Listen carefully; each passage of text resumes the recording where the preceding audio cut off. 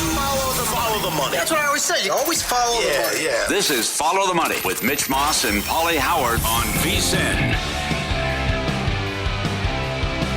Welcome aboard. It is Follow the Money here on VSiN, the Sports Betting Network. Mitch Moss along with Paulie Howard as we are live in downtown Las Vegas from the Circa Resort and Casino. And the show, as always, is brought to you by DraftKings. We have a loaded 3-hour show today. I think it's going to fly by faster than normal. We'll get to the entire Week 18 reaction, look-ahead numbers here, the openers from last night, where the numbers are sitting today for Wild Card Weekend. In the playoffs, we have a national title game to talk about tonight. We'll do so. Josh Applebaum on the show, Michael Lombardi, and Pat Forty will join us live in Houston to get us set for Washington and Michigan. Paulie, if only like every week throughout the entire year could be like Week 18 in the NFL.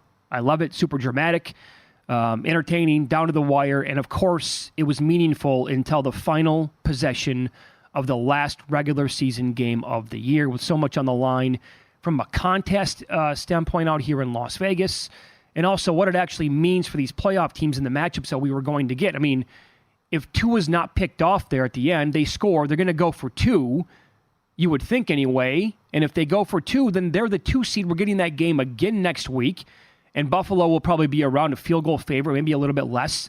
Instead, they're the 2, they get to host the Steelers, another 9.5-point favorite. The Miami was in a brutal situation. They're decimated by injury. Their reward for beating Buffalo was getting Buffalo again. And if they lost, they have to go to Kansas City in 2-degree weather. And you saw what happened the latter. You're right, they were going to go for 2. Tua was awful, and McDermott made the right move. They didn't execute, going for it 4th and inches. Allen asked to extend the ball there. He didn't do it. Got caught jumping as well. Mm-hmm. But it was, going up and down the field. They had almost 500 yards of offense in the game, and the biggest play of the game was the punt return. I mean, they're stuck on 7 points there late in the game. And I'm yelling, don't field it at his own 5, and then the kid houses it. If they don't get that, I don't know if they win the game or not. Yeah, right. You're probably right. But again, it's the story of Josh Allen, who at times looks great, but again, he continues to turn the ball over. He had 3 costly turnovers, and then the decision before halftime, throwing it short of the goal line and not getting points out of that one. So I know McDermott was ticked off, and rightfully so, going into halftime. I don't blame McDermott. I mean, he was asked at halftime, about that final possession, and he just goes, Josh can't do that. No. He goes, that's pretty much ridiculous, man. No. What are you doing? You got to throw that ball into the end zone. So you're right. The fumble was inexcusable. The INTs, I know, people will have his back on that. The first one was, what was that pass in the end zone? It looked like miscommunication. There was no wide receiver I there. guess. And then the second one, it was 4th down. I get it. But can you put it in a position to where your teammates can actually make a play on the ball? Is that possible? Well, the guy fell down. But also the Miami defender should have just knocked it down too, because they lost field position on it as well. Yeah. So, you get the good and the bad. I mean, a lot of times it'll look pretty with him, and it's like, wow, this dude is get out of his ways a wrecking ball, and he's going to do a ton of damage. Other times it's like, what? How many years has he been in the league? Still making decisions like this? But now, again, they're a 9.5-point favorite. And you're right. I mean, had we gotten a rematch and it would have been around the same number, I think Buffalo absolutely would have been the play. Miami could not put a drive together. Their only first down came on the final drive of the second half, came on the final drive when it was 21-14, and they were desperate, obviously, to put something together. Also, Paulie, you're not kidding about the injuries. I mean, Jalen Phillips, first of all, a while back, Chubb then 2 weeks ago, and then last night Van Ginkel goes down. Yep. It's like, how many guys can they possibly survive, go on the edge or whatever? Melvin Ingram's 34 years old. He's out there covering tight ends last night. Yeah, and right. Collinsworth is talking about it like, what are they? Hey, it's what they're up against, though. Yeah, you got to get Mostert and Waddle back, too, for the playoff game. But it's the same thing with this organization against playoff teams this year. 1-5 and outscored by 91 points. And some horrible decisions by Tua. So great call by Adam Chernoff weeks ago to say get some futures on Buffalo. What was the highest you saw in division? Plus 650? I didn't look at division. Higher than that? I mean, looked at AFC. Right, but the huge ticket cashes to win the division. So great job to get the 2 seed, but you still have a ton of questions about them and how bad the offenses looked the last couple of weeks and the turnovers every single game. But the defense has done an incredible job. So you're right about what Miami's have to deal with, but Buffalo's going through the same thing Well, they were losing guys every single game, every single week with the injuries. And this is a phenomenal job, what they've done defensively. So I love this rushing game when they get Cook going and power football, and it's a big reason why Dorsey was fired, but they wouldn't let Allen run.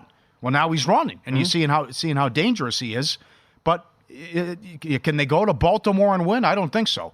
But if they don't turn it over and they have all this talent, they can win a game or two, and finally, we're getting ahead of ourselves, but finally they'll be able, it looks like they can host Kansas City as opposed to going to Kansas City in the 2-3. Well, I would love Bills Mafia to take over Las Vegas for the week of the Super Bowl. Yeah, that'd be great. I think that would be amazing. Yeah. They'd come out here in full force, and it would be just nothing but blue and red in the entire city for probably like 7-8 days. Also, I mean, so that was the night game, the afternoon games, and can we please have like more afternoon games? I know everything was on the line yesterday, right? But do we have to have these 10 weeks of 10 early and 3 late? It's outrageous. And then yesterday you saw what happened and how meaningful some of these games were for the Rams to come back and tip of the cap to Carson Wentz. He played like he needed that game for his life and put it together. They went for 2. They got it. So now instead of that team going to Dallas and Green Bay going to Detroit, if that 2's not good or if San Francisco comes down and wins the game, now the Rams get to go to Detroit. That's the Sunday night game. I think that's a great job by the schedule makers. And now, because of that, Green Bay now goes to Dallas. This is a home run.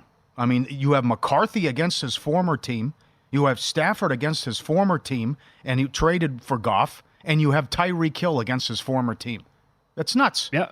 And how it worked out is beautiful. And then we got weather in 2 games as well. A great job by the Rams coming back.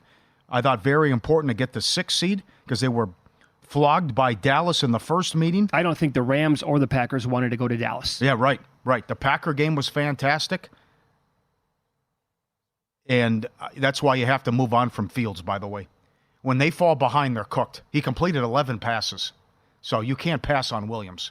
And you also can't pay Fields. I don't know what Jackson was going to do either, but you can't give Fields all that money. You have to move on. So a great job defensively by the Bears down the stretch and playing hard.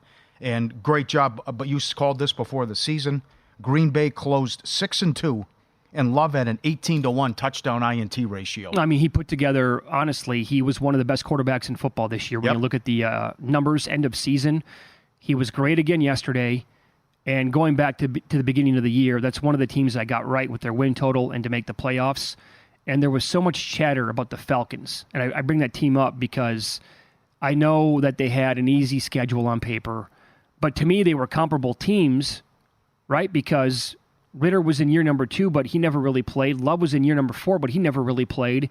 And everybody who was making the case for Atlanta just kind of brushed it aside like, oh, well, I mean, I don't have to talk about Ritter. I can talk about everything else that makes sense for Atlanta. But with Jordan Love, kid can't play. Green Bay's going to stink. It was the exact opposite. So that's why I was so confused back in July and August. Like, why do people just assume because of the schedule that Ritter's going to be okay? And he never was. And they never gave Love a chance. And, I mean, 6 weeks into the season, I didn't think the kid could play. He was so up and down. Yep. And for him to flip, and I'll tell you this right now, I can't even. I hope books need to wait until they put out MVP odds for next year. Don't do it until like May. I don't want to see MVP odds out for next year in the regular season like in 3 weeks. Don't do that. But there will be absolutely no value on Jordan Love next year. He'll probably be like around 20-1 to win the MVP. Mm-hmm. Remember, he did this with so many guys out. Never had Watson. Yeah. Jones was in and out of the lineup. How the hell did they lose to Tommy DeVito? My God. But listen, LaFleur did an excellent job what he was dealing with. And there's always some weird moves and weird stuff that happens, the stuff before halftime where they can't get the field goal because the clock runs out. But a couple weeks ago, they couldn't stop Bryce Young. The guy lit him up for 30 points. Mm-hmm. Then they get shut out in back-to-back games, and he throws for 80 yards and 100 yards. Yeah. So you see how Mike does against them? It's a teaser delight because Dallas is so good at home, but it's an incredible job for Green Bay to get in here, and it's an all-time bad by what happened with Atlanta and New Orleans, especially Atlanta. To go 7-10 with that schedule that you played, I mean, but excellent job by LaFleur and Green Bay, and you're right with the drama with the 7 late. As the Seattle game comes down to the final play, the Bears have the ball. Looks like there's a chance they could come back, and what happened earlier with the Saints getting the win. So we had plenty of drama in the late games and the Rams coming back. By the way, my initial gut here says Dallas -7 is too short. Yeah, I was surprised by that. Against Green Bay. I thought it was going to be higher. I thought it was going to be Yep. higher than 7, a little bit shorter than 10. I'm also shocked by Kansas City 3. It's going to be 2 degrees. What, too high? Too low. Too low? Yeah. I know they have plenty of issues, but this is, I mean, again, it's Miami against good teams, and the South Florida boys are going outside in the elements, and they have a ton of injuries, and you get the Chiefs who sat everybody. So I can't believe that spread. I think the Dolphins were favored against the Chiefs over in Germany, if I recall correctly. But this team is not the same team that they were in the middle of the season. They've had so many injuries since then. Yeah. And, this did not go well for this team against good teams throughout the entire year. And you brought it up, the Seattle-Arizona madness where, I mean, we're talking about Arizona's win total, because remember, that opened up 4.5, close 3.5. They land 4. So just a ridiculously bad landing spot for sports books with that total. And then Seattle's win total over was 8.5, and I had to pay -140 on that. Comes down to the 2-point conversion, then Prater misses a second kick of the game. Yeah. I don't know. Someone said it was a 100-1 shot. Could have been. He's a very good kicker. He makes one kick, it's over, and then, of course, you get the quick touchdown, and they go for 2 because they know they've already been eliminated, so they get the win. I no complaints from me for the next week, at least minimum, because of that result. Up next, more reaction, Week 18. Some of the totals have already moved. We'll tell you why next here on VSiN.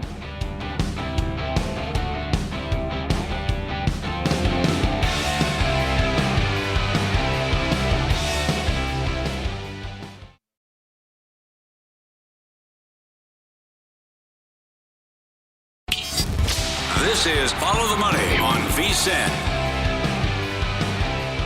Become a VSiN Pro subscriber today. Get unlimited access to our VSiN.com/picks page. For more VSiN Pro picks, become a VSiN Pro subscriber today. And everyone had to give out a pick or prop for the game tonight. I went largest lead under 17.5 and use the code Follow the Money. You get 10% off the annual subscription. Use promo code FTM or Follow the Money. Get up there, become part of the team. Good luck. I take that back about Blake Corum. 2+ touchdowns. I think the number came down a little bit. He's now plus 105 to score 2+ touchdowns. Do you have 3 there? I do. What's that? 3 touchdowns or more for Blake Corum. Plus 290. Oh, my God. Oh, that Santa Maria. Completely unbettable. Yeah. Roma Dunze is 19-1. You think J.J. McCarthy can take off near the end zone? Will they call a pass play once they get inside, let's say, the 5-10 yard line? He'll take off, maybe score. He's plus 330 to score a touchdown tonight. Because you figure once they get close, it's going to be... He's 550 here. He's down. Oh, that came down too? Came down, yeah. Oh, that came down. Are you using Circa or DK here? Circa. Okay. Circa's, he's down, so he opened up plus 550 down to plus 330 now. So evidently people I get on board with that one. Yeah. Okay, so looking ahead now, and yesterday I thought was so incredible, especially like the final window of games for Week 18 and everything that was up in the air. Obviously with the Cowboys struggling early out of the gates against the Commanders, but it didn't even matter because the Eagles were so bad yet again, and then A.J. Brown goes down. That did not look great, by the way. He's immediately holding his leg.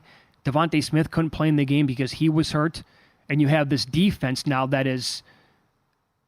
Honestly, like the numbers don't lie here. Last 5 to 6 weeks, they're rock bottom right now with this defense in Philadelphia. And so you had all that going on. You had the Rams against the 49ers turn out to be a dogfight, and that only determined who was going to play either Dallas or Detroit in the opening round, and the Rams came back to win that game. Carson Wentz, tip of the cap, man. Yep. Gave it the old college try, and it worked. And he looked good, and he was... out there looked like he was fighting for another starting job at some point down the line, is what it looked like he was playing for.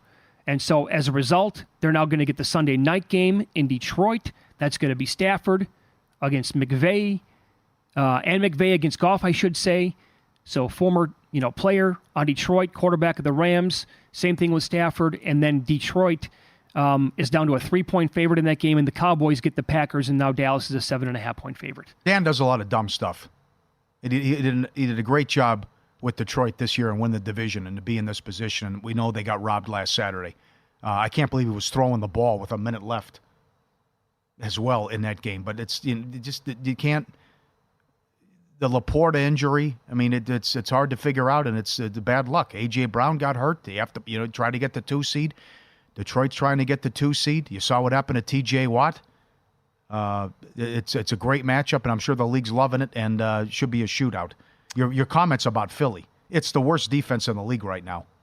And to be down 24-0 at halftime against the Giants, they took it easy on them in the second half. You give up 27 to the Giants, 35 at home to Arizona, and you're playing for the division, 25 to the Giants on Christmas. Drew Lock scored 20 on you, and you couldn't stop him with the game-winning drive. He went 90 yards. 33 to Dallas, 42 against San Francisco, 34 at home to Buffalo. And the body language and locker room issues, it's bad. And I know Sirianni was saying all the right things afterwards, but I think we found out what they're made of here. I mean, this team should have won the Super Bowl last year. And now to start 10-1, and you can't even get to 12 wins? A lot of people shocked they're favored. Tampa comes limping in, at least literally with what's going on with Mayfield. But they can't get. I would think Evans and Godwin are going to be able to go off here if they're able to protect Mayfield. I don't see why not. It's ugly. I can't believe what transpired the last 2 months from Philadelphia. Yeah. Why is it going to flip on Monday night? Oh, it won't. Like what exactly? You're right. You can't flip. This is who you are now. Right. I mean, the body language and that's how bad you move out to Cy and you put in Patricia. I mean, nothing has worked here. And Hurts is hurt and continues to turn the ball over as well. He's the NFC's Josh Allen. You're telling me that if the Buccaneers lost the game yesterday and the Saints won that division, you're telling me the Eagles would be favored right now in New Orleans? Oh, that's another one, right? Really? Yep, I know. Are we completely out of our minds right now? I mean, Philadelphia would not go to New Orleans and win this weekend. And they should not be. They would not deserve to be favored in that game. They've had no answer for Tyrod Taylor in 6 quarters. Right. And dumping it off to Barkley and Slayton. I mean, it's a joke. So I think it appears they're just ready to get onto the Cancun or the golf reservations. And it's tea times. Yeah. So I don't think they're capable of turning it around. And even if they win, which could happen, but still, what's your reward? Well, you go to San Francisco and you probably get embarrassed. Yeah, lose by 3 touchdowns. Yeah, and they beat you 42-19 in your place. Mm-hmm. That's how the weekend ends. Super Wildcard weekend on Monday night. It begins Browns at the Texans on Saturday afternoon. Cleveland's laying 2.5. Total is 44. You have a future ticket on the Texans. You and a partner of yours. What are you going to do with this here? I'm going to ask today how big of a dog I am if I go to Buffalo or Baltimore. Might have to, maybe both. Ticket pays almost $400,000. Can't believe it. What a job by Ryans. I'm with you. He changed my mind. He's got to be coach of the year. But this is a rematch, I have to throw out a little bit of what happened in the rematch because it wasn't Stroud, or the first meeting rather. But that was the game where Cooper went nuts for over 200 yards and Flacco fever here and what they've done offensively. But worst defense in the league, points per game on road games for Cleveland. But as you said, though, it's like shame on Indianapolis. He's throwing to 2 guys. It's Schultz and Collins. You got to make an adjustment here. But Stroud has been an amazing year, and I'm totally shocked by what's happened here. But does Flacco turn it over? That's the other thing. Most turnovers this year. 37. And does that come back to bite him at some point? It almost did against Chicago. But Flacco's good for a couple touchdowns, but he's also good for a couple turnovers, too. Mm-hmm. Great game. Now, remember, Houston was favored in that game when it opened. I think, if I recall correctly here, the thought was Stroud was going to be able to come back and play in this game because it was the second week. And it went to 3, right? Didn't go to 3? It went to Cleveland -3. I think it maybe even touched 3.5 at some spots. In that game, Flacco had 368 yards passing, the 3 scores, but also 2 INTs. And that was a combo game of Davis Mills and Case Keenum. Mills was 15 of 32 for 2 touchdowns, no INTs. Keenum was yanked 11 of 17, 62 yards, and 2 INTs. I mean, rest assured, there needs to be a pretty significant upgrade between the combination of those 2 quarterbacks and C.J. Stroud, who's playing this week. I think they'll do a much better job defensively after what happened in the first meeting. And this opened 1.5, and the Browns taking money. The public's in love with them, and I don't blame them. Also, you saw a big move this weekend on Hamlin for comeback player of the year. Yeah, could have been everyone was hedgy, but it's got the highest $4 now. Right. That was what I was going to say. People reached out and asked me what's going on here. I'm like, that's exactly what might be taking place. People who had some maybe big ticket numbers on Joe Flacco coming back. He was inactive again yesterday. Hamlin. I know. Didn't play in the 2 game. tackles the whole game. Peter King says I still have to give it to him. But he said that from the get-go. Yeah.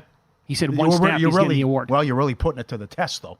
I mean, he didn't do anything this year. He got on the field, but not much. Yeah. And when he was on the field, he didn't make an impact. Yeah, now the Bills, because of what happened last night, and they won the game, they're laying 9.5. This total has dropped from 41.5 last night to 38.5, and we are going to potentially get some significant wins. It looks like it's going to be 50-mile-an-hour winds, at least on Saturday night, maybe early Sunday morning, with a chance of that to continue around game time. If not, we're still talking around like 30-mile-an-hour winds. They had to probably keep the Steelers in the game. It could be reminiscent of the Monday night game years ago when they played the Patriots. Allen, 18 interceptions. The turnovers won't stop. The drops won't stop either. And now Gabe Davis got hurt. Mm-hmm. They closed 6-1, but very inconsistent offense here. And it was more of the rushing attack, too. So, yeah, Cook dropped a touchdown and the fiasco before halftime and the Allen interceptions. But you just see it's night and day with how bad the Steelers are when Watt isn't on the field, and they're not going to have Watt. So the other thing, can Rudolph keep this up? And I don't think they'll be able to run the ball like they have. Now, it's been great what they're doing here with Harris, but I don't think they'll be able to do this against Buffalo. I would agree. Then they were really spooked by the elements in the weather. They were way too conservative in that game Saturday. And will the same thing happen because they won't take shots down the field? And maybe does Pickens lose his mind, too, because he doesn't get targets? Well, if we find out that we're going to have 50-mile-an-hour winds forget it. For the game, I mean, this total is going to absolutely plummet. Yeah. But, of course, if you bet that under right now, like people did last night, and maybe 41.5 was too big of a number anyway. But if you continue to bet that, and all of a sudden, not going to be as windy as we thought, then you're going to be stuck with a ticket that could be not looking too pretty. But, again, if that is true, then this where does this total go? 31? Perhaps. It's going to go to the low 30s for sure. Mm-hmm. Yeah. Josh Applebaum's going to join the program coming up next. VSiN sports betting analyst. We'll talk to him about the national title game and anything that he likes early on in the wild card round of the playoffs next.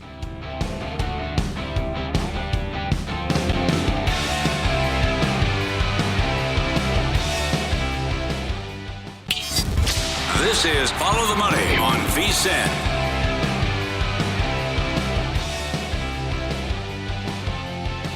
Welcome back. It's Follow the Money here on VSiN, the Sports Betting Network. Mitch Moss, Paulie Howard, live downtown Las Vegas, Circa Resort and Casino. We're going to connect with VSiN sports betting analyst Josh Applebaum coming up here in a few moments. Before we do, the breaking news that we have in the NFL. Bill Belichick said today in his press conference that he would be willing or open to relinquishing personnel control if that collectively was viewed to help the team. So I believe that he's going to be meeting with Robert Kraft here a little bit later on today. That's enormous. Also, if he stays, that needs to happen. 24 players drafted in the first 3 rounds since 2014. 0 have got a second contract. That's terrible. New GM in Carolina. They're going to Dave Tepper has fired GM Scott Fitterer. They're going to go in a different direction. Bob Myers, former Warriors GM, and former Vikings GM Rick Spielman will get together with Commanders owner Josh Harris to search for a new head coach and head of football operations. That report came out over the weekend that Harris is intrigued by Belichick. Okay, and then Belichick is 72 in April. He has 333 wins. Shula's got 347. Right, and that obviously means that 10 minutes ago, Ron Rivera fired. Yeah. So it's kudos for him, or curtains for him, I should say. Kudos, the opposite. Art Smith gone before Ron. How about that? Art Smith was fired at midnight. All right, Josh Applebaum now joins the program. So knowing all that and looking forward here to Wildcard Weekend, Josh, what are you looking at? What is your advice for betting the opening round of the playoffs?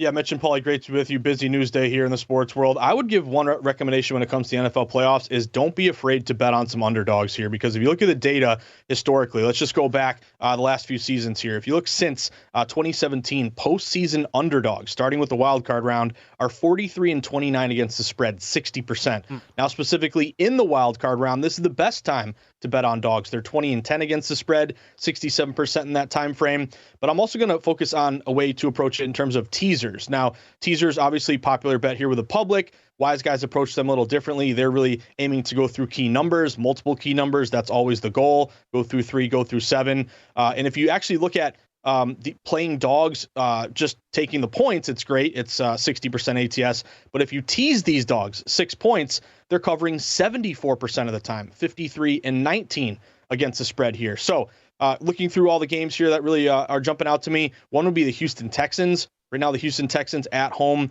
against the Cleveland Browns. This line was around an opener of -2 Cleveland. You're up to 2.5. It may even get to 3. If you do like Houston just in terms of the spread, you can wait and get a 3. I think it's a great opportunity to tease Houston up 2.5, up to 8.5, go through 3, go through 7. Right now, Houston is one of your top contrarian plays of the wild card weekend. They're only getting 26% of bets. And then if you're looking for a dance partner here, Tampa Bay is jumping out to me. They're at home against Philly on that Monday night game. Currently only 40% of bets are taking Tampa Bay in the points. And we've pretty much seen this line remain frozen. Open around -2.5 Philly, pretty much stayed 2.5 Philly. If you could take Tampa Bay 2.5 up to 8.5, pair that with Houston 2.5 up to 8.5, that would match this system of looking at wild card dogs and in particular teasing through key numbers, as they've covered nearly 3 out of 4 times over the last 6-7 years. Okay, yeah, very good, because that's exactly where I wanted to go this weekend too in the NFL, was taking a teaser or 2. I want to tease the Cowboys down, I think, but certainly Buccaneers and the Texans worth a look, in my opinion, as well. We do have a national title game to get into tonight as well. This number now got to 5.5 at a bunch of spots yesterday. Back down to 5 at some spots, 4.5 at others. Total going up the way it appears to 57 here. What do you make of Washington and Michigan?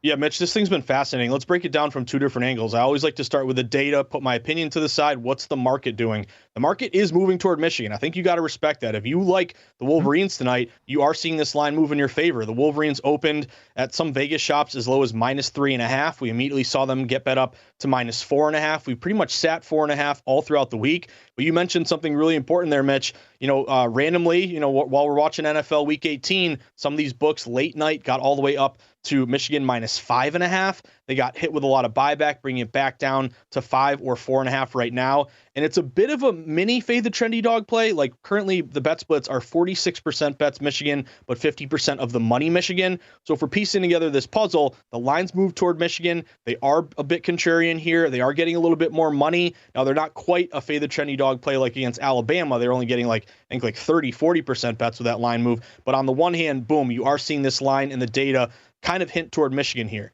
However, the one thing that it makes this a really difficult handicap is that this is the spot that Washington loves to be in. Washington as a dog. Washington under DeBoer, their head coach, are 5-0 not only ATS, but 5-0 straight up as a dog. We saw it happen last week against Texas. They're getting points. They had a late line move. They win that thing outright.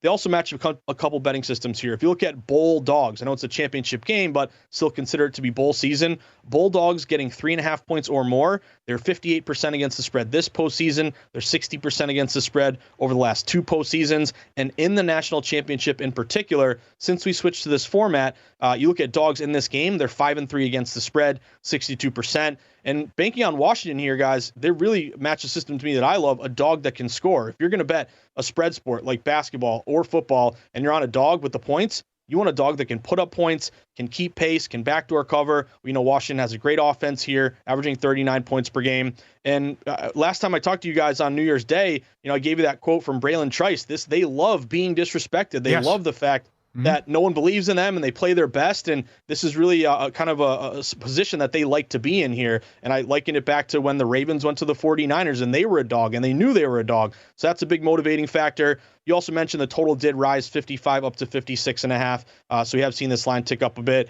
I think it's a tough handicap. I think if you're playing Michigan, yes, you have this line move and you have a kind of decent low bets, higher dollars bet split, but you're also getting the worst of the number. guys, I've been looking toward Washington. I'm going to bank on them playing well as a dog. I'm on Washington in the points. I think if you can get a 5, that's going to be your best number. Oh, great points. Absolutely. The us against the world mentality, and Washington continues to get it done as dogs. Great menu at DraftKings. Any props you like? Yeah, Paulie, I got a prop for you. So I think going into this game, you're going to get so much attention on the star players, the McCarthys, the Corums, that great trio of wide receivers for Washington. When I'm betting props, I like to go down the list a little bit. I don't want to go to the main guys because oftentimes odds makers know they'll get bet, so their numbers are inflated oftentimes. I don't want to be on a huge public prop. So I went down the list a little bit, and I fell on Jack Westover, the big tight end from Washington. I bet him over the weekend, over 25.5 receiving yards. It was around minus 120, so it was juiced up a little bit. I like these random, like lower, lesser-known guys that get juiced up. Just tells me that that's a guy that was probably targeted by some wise guy money. He caught 6 passes for 59 yards against Texas last week. He's kind of a go-to guy in this offense when the wide receivers, the trio that's fantastic, Odunze, Polk, and McMillan, with so much attention paid to them, he can kind of fly under the radar a little bit and kind of get you a couple catches here. So I'm going to bank on him getting 26 yards or more. Westover, over 25.5 is my play. Very good. You can get Josh's 2 podcasts wherever you listen to your podcast. One is called Market Insights, and the other one is called Morning Bets. Josh, thanks for the time as always today. Good luck tonight and this week. Thanks so much, guys. Thank you. So there you go. Paul Stone also liked Westover last week. And if you want to get that number right now with Westover, I think you need to grab it as soon as possible because that number has moved to as high as 28.5 at some books. So he's moved up a good 4 yards, depending on where you're looking from last week. I'm going to take Corum MVP 4-1. I'm going to do that. Yep. I'm going to go that direction. I don't hate that bet at all. I think that's going to be a big reason if they win, why they win. As opposed, I don't trust McCarthy. No, this could be. It could be like a 20 for $115, 2 touchdowns, controlled the clock, running game was great. I would not be surprised with that result at all. Very scared what happened. I don't understand his performance in the Rose Bowl. First play of the game, what are you doing? Oh, I know. Would you fire Belichick? I would not. Okay. I would not. Would you? You said you would. He has to relinquish power. Oh, 100%. Yeah. Somebody else has to come in and... You're evaluating talent, especially offensive. Horrible. I also, if I'm him, think things are different. A lot of people don't like change. I'd be like, it's been real. I'm going to go somewhere else. I'd want to go. I think the Chargers would be an incredible landing spot for him. Well, I really do. I would think Harbaugh's ahead of him on their list, though. I think he is too, and I think if the Chargers want to get that done, it's got to be done like as soon as the game is over with tonight. Does this bother you that Harbaugh appears to be out the door? No, not at all. Not for 1 second. No, it doesn't? Okay. No. If he's gone, that's fine by me. Oh, in terms of handicap in the game. Oh, I'm sorry. Yeah. I thought you meant overall, like personally. No. Okay. Because if it would have, I think it would have been like a distraction against Alabama potentially, and it never was. I mean, let's be honest here. They were lucky to win the game in the end. Yeah. But also they should have had a bigger lead in the first right. half. That's right. So well, special teams could play a huge role too. That's for sure. It was fumbling the punt business. Both teams did. There were 3 fumbled punts combined with these 2 teams in the playoff games. All right, let's follow the money here on VSiN, the Sports Betting Network. Back to the NFL up next because it happened again this year. You can make it 19 of the last 21 seasons in the NFL. We'll tell you what happened yesterday. Coming up next here on VSiN.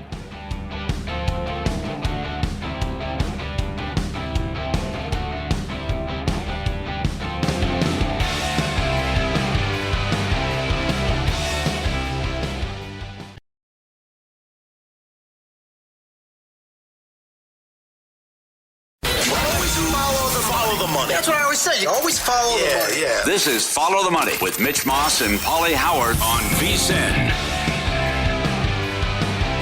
Good to have you on board. We are live downtown Las Vegas, Circa Resort and Casino. This show is brought to you by DraftKings. And the great Michael Lombardi joins the program now. His show is called Lombardi Line. You can get it at 1 o'clock Eastern, 10 Pacific. His podcast is also called the GM Shuffle. One will be out a little bit later on today. Michael, good morning. It is Black Monday, so we expect chaos. 2 coaches have been canned since last night. Arthur Smith got whacked at midnight. Ron Rivera about an hour or so ago.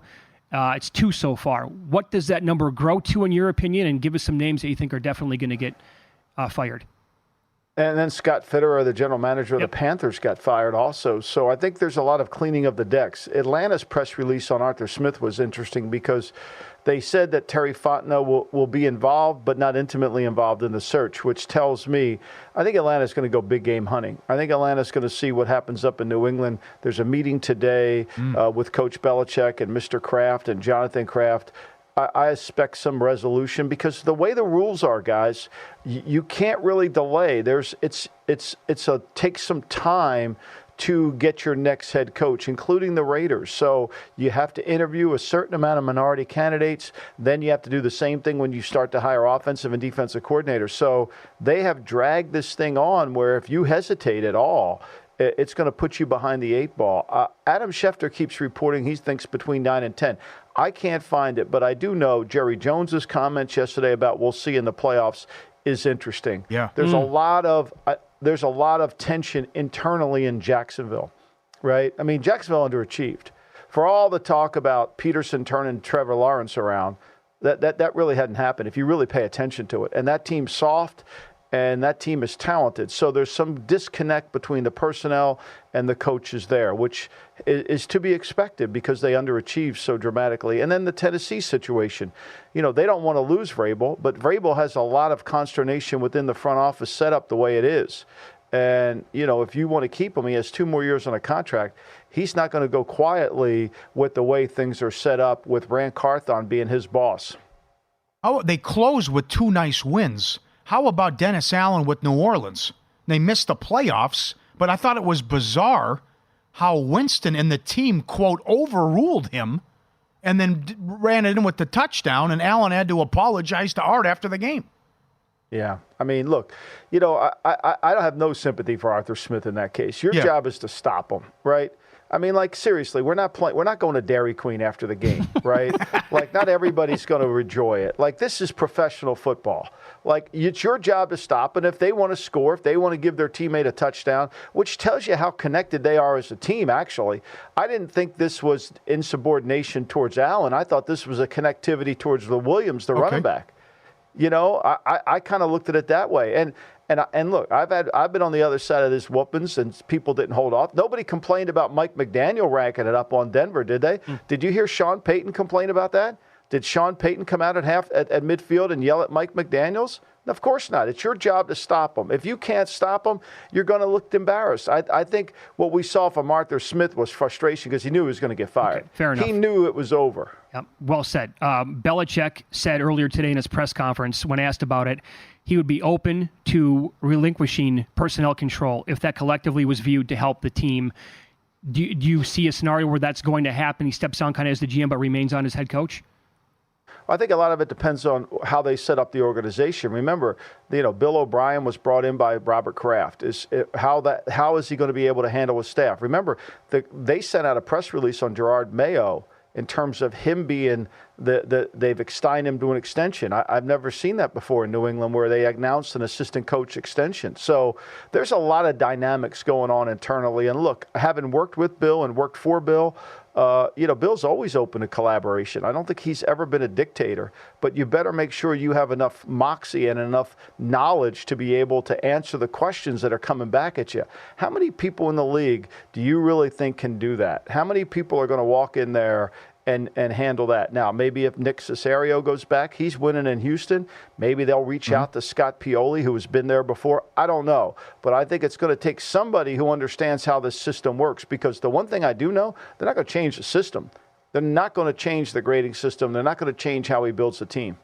Excellent job bringing up the Jerry Jones comments, by the way, which isn't getting enough attention. McCarthy better beat the Packers. I mean, that is, we might see a change in Dallas as well. What's it like in the Jersey, Philly area with the Eagle fans? I mean, we're going to probably need Vienna's top 50 psychologists, therapists to come over here. I mean, we just can't go to a normal group. We got to go to Vienna and get the best of the world, because this is really depressing. I watched the post-game show last night with Michael Barkan, Barrett Brooks, Ron Jaworski, and Reuben Franks. And I mean, they were just killing the team. And look, I don't think they've played well. They're 1-5 over the last year.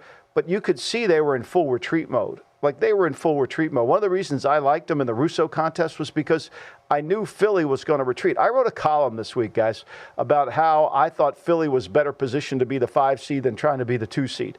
Everybody in Philly, everybody called me an idiot. Everybody said, we want a home game. We want to play in front of nobody. Of course, Bill Cowher said on TV yesterday, it doesn't matter where you play. You got to be playing good, and it matters who you play, which is true, which was the point of my column.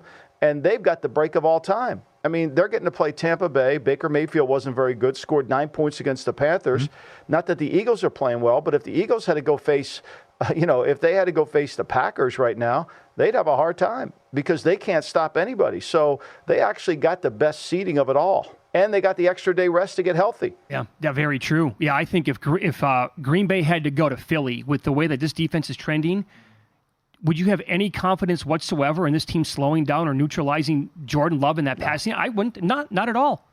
Not a chance. No, because look, you could just see it yesterday.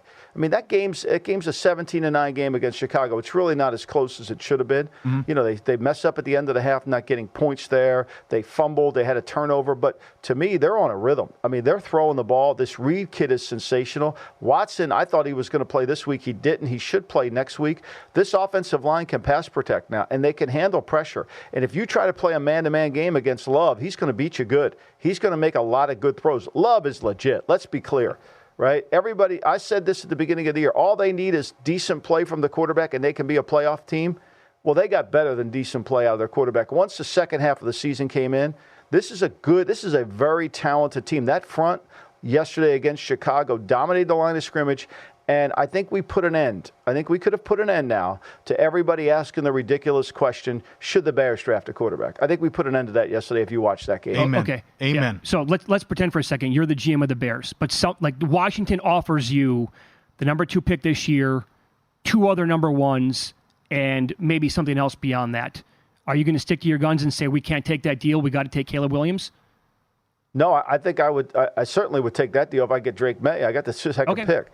Like, I'm not sure Drake May is not a great answer. We're going to watch Penix tonight. Excited to see that. So, look, here's what I do know. I don't think I'm doing anything just because of Caleb Williams. I'm doing everything to get a quarterback. And I'm not sure who that quarterback is, but I can't go. I'm not paying Justin Fields a $100 million contract or $200 million for 4 years. That's not going to happen. So I have to have a young quarterback on a rookie contract. Who that quarterback is, it's yet to be determined. It doesn't have to necessarily be Caleb Williams. I'm not sure he was the best quarterback in the Pac-12 last year. You guys think about that one for a moment. I don't disagree. I think the last 2 years, Michael Penix has been better than Caleb Williams. I don't care about the Heisman Trophy. Said that last week. Yep, I don't disagree. And he makes throws on the third level that is rare to find. And if you have the team, just picture Michael Penix in that Miami offense. Just picture that. Right. Which game? I think we have. I mean, every game is intriguing this weekend. Which one are you most excited about? And do you have like an early lean in terms of a point spread or a total? I thought, to me, I think the public's going to be all over Green Bay for how they played. I was shocked to see that Green Bay line move from 7 to 7.5. Right? And there's a lot of reasons to go both ways on that. The Ram line went right down. Now, the public play is going to be the Rams and the Packers, I think, easily here. I think Miami's a broken team. They lost Van Ginkel yesterday. Yeah. They lost a bunch of guys. I'm not saying Kansas City's any good, but Kansas City should be good. I'm actually really excited to see, can Cleveland play defense on the road like they play at home? Because if they can, they're going to be a tough out for 3 games. They're going to be hard to play if they can play that level of defense. Now, we haven't seen it. We haven't seen it on the road. The Rams were able to run the football on them, so we don't know about that. I think that's going to be a fascinating game. And look, we've got really, really cold weather in Kansas City. We got this polar vortex coming across the country. It's going to be below 0 in Kansas City for the night game, which will be fun to watch. And Buffalo, supposedly, there could be high of 50-mile-an-hour winds for that game predicted today. Now, we know weather changes, but that levels the playing field, and that 10-point spread could go down. It's interesting. No one, when you look at the spreads today, and Monday's a great day to look at them because it's professional money, no one's betting Detroit. Everybody's on the Rams. Yeah.